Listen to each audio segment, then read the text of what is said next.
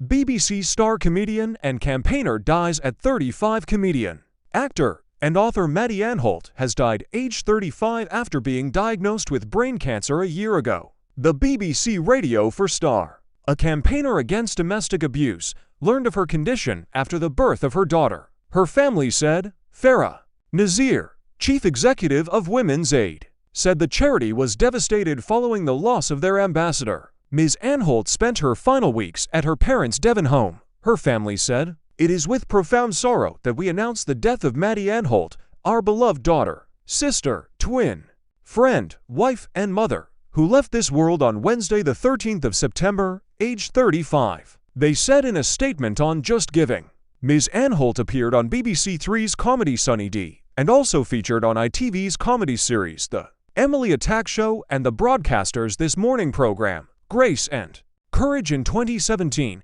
She also had her own BBC radio comedy series about a failing vape cafe, set in Dundee, Scotland, called No Smoke, in 2015.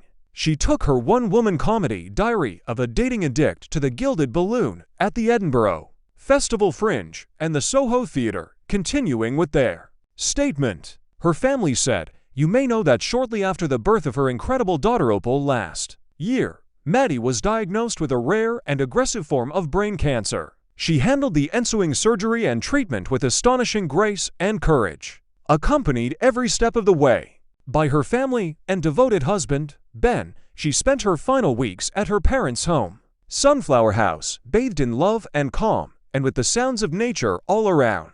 Ms. Anholt wrote the handbook How to Leave Your Psychopath, which looks at coercive control and abusive relationships, last year, and her debut novel Red Flags is due to be published next year. Miss her terribly. Anna Pillai, her agent at AMP Literary, told the BBC, "Maddy was an absolute joy to work with, bringing a lightness of touch to each of her projects. However difficult the subject matter, I'm going to miss her terribly." Ms. Nazir said Ms. Anholt had worked closely with the charity as she wrote the book on unhealthy relationships. Her passion was to raise awareness of abuse amongst younger people, which she did by working with us on our Love Respect website and through her comedy and writing. She said, "Maddy was a creative, caring, and determined woman who gave her time freely to support us at Women's Aid. She wanted to help so that other young women would not experience controlling relationships. And in her memory, we will strive to continue this important work."